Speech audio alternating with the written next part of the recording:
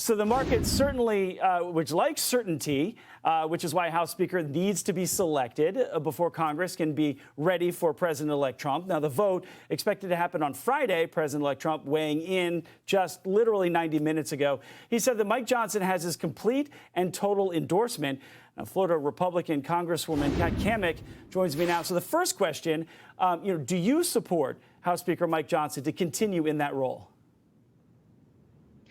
Well, Happy New Year to you. And, it's interesting that Trump just weighed in, and I couldn't agree more with President-elect Donald Trump. He says we are the party of common sense. We have no time to waste. We have a mandate from the American people. Mike Johnson needs to be re-elected as Speaker of the House so that we can get to work. I think everyday Americans could care less about who is Speaker because what they want is for inflation to come down, prices to come down, to get government out of their business and out of their everyday lives, and that's what we have to do. We can't squabble over personalities and little things here and there. Now, of course, there are things that I wish we could have handled differently. I haven't always been thrilled with every decision, but that's life. Heck, if you're married, you don't agree with everything that happens and everything that your partner, your spouse, or even your coworkers do. So I think at this point, we have to think about the country, put America first, and get right to work.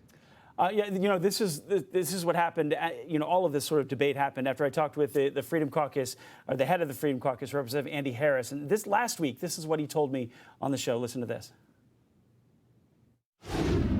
Before the last couple of weeks, I was, in his corner, but now I'm, we should consider what's the best path forward. And again, we reconvene on January 3rd. We obviously have a lot of important things to do in January, but we do need to consider whether, if we're going to advance Mr. Trump's agenda, whether the current leadership is what we need.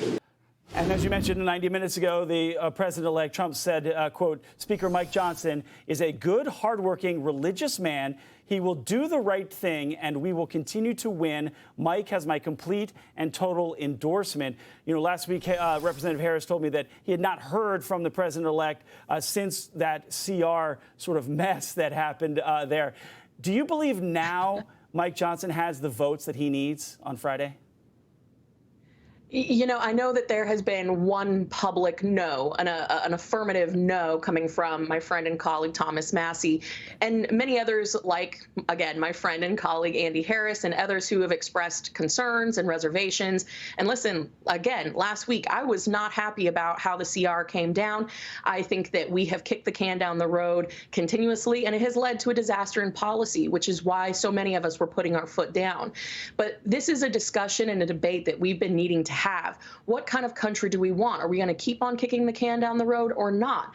So when it comes to the votes, we're effectively in coalition government at this point because of the narrow margin. We no longer have the 20-30 vote majorities of the past. We're dealing with 2-3 max. So I think there's going to be a lot of discussions happening this week. And hopefully it comes down to people putting the country first rather than trying to bargain for TV time or clicks or fundraising dollars.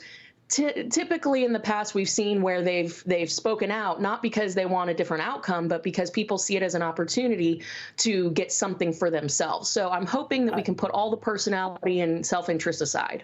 I want to get your take on the debt ceiling. The President-elect Trump has said that it was a massive mistake not to suspend the debt ceiling. You have voted to keep the debt ceiling in place. What do you think happens March 14th then? And is keeping the debt ceiling in place the right move?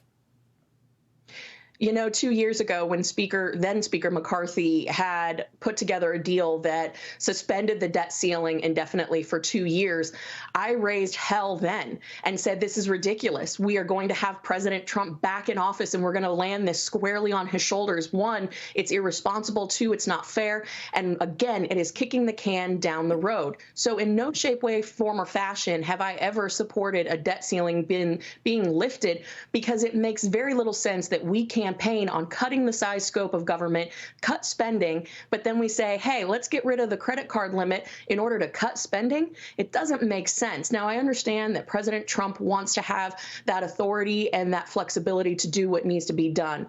But we have seen time and time again, and certainly throughout my lifetime, where increasing the debt ceiling, suspending the debt ceiling, it just increases our deficits, puts our nation further in debt. And that is a problem because we have never seen a nation with this level of debt come back from the brink. We are at the tipping point, so we have to get very serious. I think what we have agreed to at this point, come March, is the offset for net mandatory savings versus the raising of the debt ceiling. I think that's a positive path forward. Representative Cammack, in 30 seconds, I just want to get your take on this.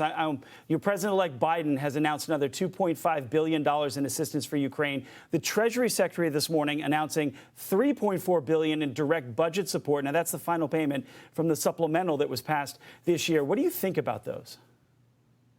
It's a continuation of the America Last policies that we've seen for the last 4 years. And the notion that we're going to continue to deplete our munitions stockpile to give it to Ukraine for an endless war, well, it's just quite frankly the continuation of neocon adventurism around the globe that has put us in this position where we're weak at home, we're weak abroad.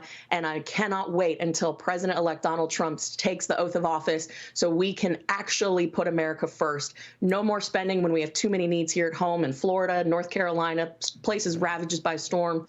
We have an opportunity to put America first, and it comes in 22 days. Representative Cammack, I appreciate your time on this. January 20th, it's about 20 days away now.